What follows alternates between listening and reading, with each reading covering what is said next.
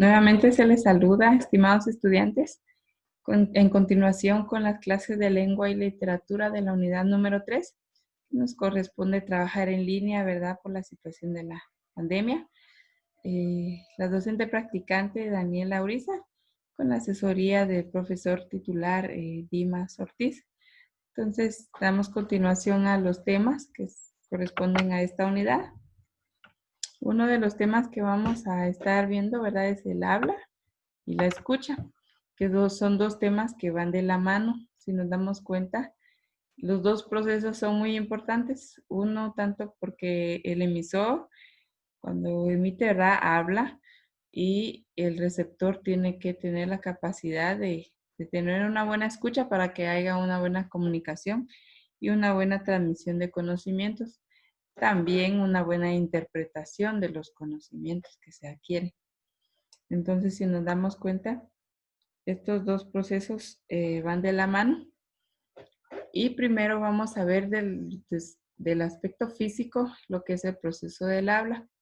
Y en sí es la realización o movimiento de la lengua, un acto individual, ¿verdad? Porque cada quien lo hace, cada persona utiliza su lengua, que es, como les digo, desde el aspecto físico, que es un órgano que nos sirve para poder comunicarnos.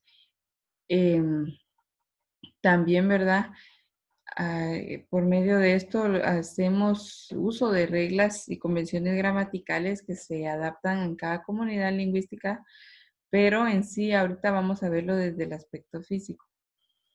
En este proceso intervienen varios órganos y lo vamos a dividir en tres partes. Si ustedes se dan cuenta ahí, el aparato respiratorio tiene una función en el proceso del habla, utilizando la nariz, la tráquea, los pulmones y el diafragma, que podemos ver ahí en el dibujo están los pulmones, la tráquea, todo lo que es el sistema respiratorio. Aparato de fonación, la laringe y los pliegues vocales. Y el aparato resonador, que es la cavidad oral, la faringe, paladar, óseo, senos maxilares y frontales.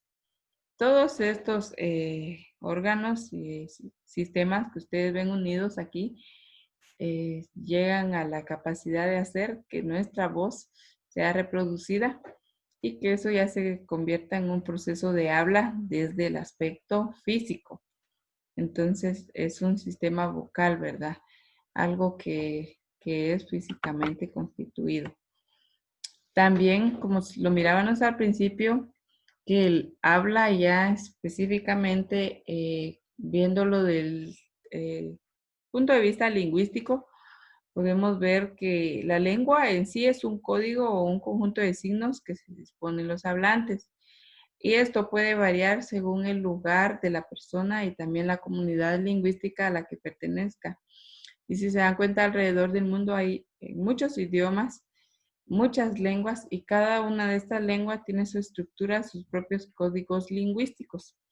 Entonces es muy importante identificar todo este sistema de códigos lingüísticos que se desarrollan para que exista una buena comunicación, una buena interpretación, pero basado, ¿verdad?, en que cada lengua es diferente. Un ejemplo claro es aquí en Guatemala. Aquí en Guatemala existen alrededor de 23 idiomas,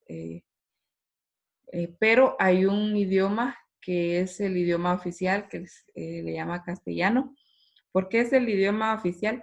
Porque es un idioma que permite a todos los pueblos poderse comunicar de alguna manera entre ellos.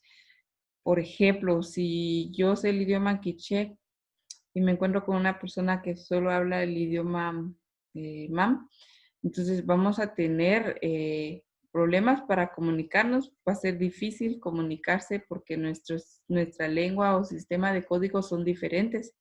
Entonces, por eso existe el castellano, que es un vínculo que permite poderse comunicar, ahí sí que todas las personas oficialmente en este idioma.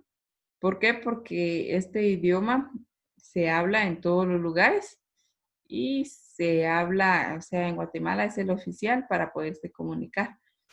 Las lenguas, como les decía yo, que varían entre los departamentos, para nosotros como personas es muy ideal, ¿verdad? Poderlas aprender.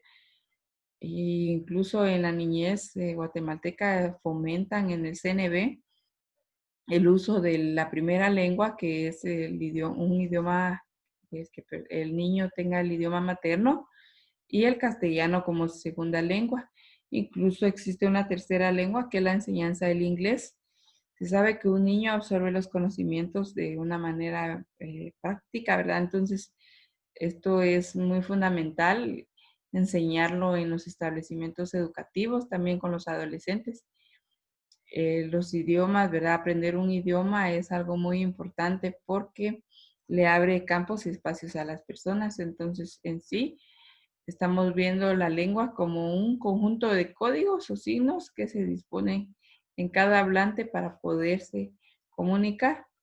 Y como les digo, varía dependiendo de el lugar donde vive la persona también y el idioma que habla la persona. Eh, Ahora vamos con el proceso de la escucha.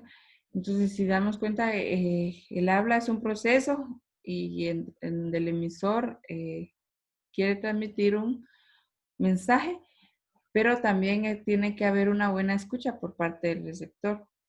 Entonces, todo acto de hablar también es importante que lleve un buen receptor que pueda tener una buena escucha. Y escuchar es una fase importante en la comunicación. Existen conductas necesarias, tales como, ¿verdad? Cuando uno se dirige a hablar con una persona, tiene que haber un contacto visual. ¿Por qué? Porque el contacto visual permite que la persona le preste atención a lo que uno le está hablando.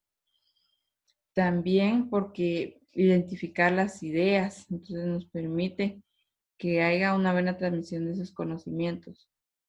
Otro de los aspectos importantes, por ejemplo, cuando un docente está dando su clase, es tomar el tiempo necesario para escuchar. Tenemos que escuchar hay que prestar atención sin distracciones para que nosotros podamos tener un buen aprendizaje. También aceptar a la persona tal y como es, dice, ¿por qué? Porque cada persona tiene diferentes maneras de expresarse, aunque a veces no se puedan, ¿verdad? Entenderle bien, pero las personas hay que escucharlas, ¿verdad? Siempre hay que escuchar lo que dicen y también concentrarnos en lo que nos están hablando. No tenemos que adelantarnos a emitir conclusiones. ¿Por qué? Porque primero tenemos que escuchar lo que nos están diciendo y también tenemos que preguntar y tomar nota. En el caso, ¿verdad? Como les digo yo, cuando ustedes reciben una clase, tienen que prestar atención y después tomar nota. Si tienen alguna duda, siempre preguntar para aclarar sus dudas.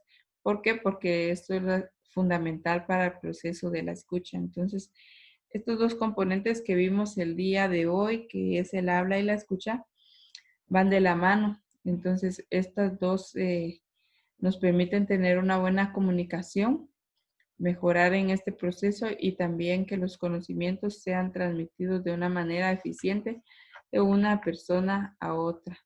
Entonces, si nos damos cuenta en una imagen aquí, el proceso de la escucha es prestar atención a lo que se nos habla. Muchas gracias por la atención que prestaron el día de hoy a la clase. Esto es todo.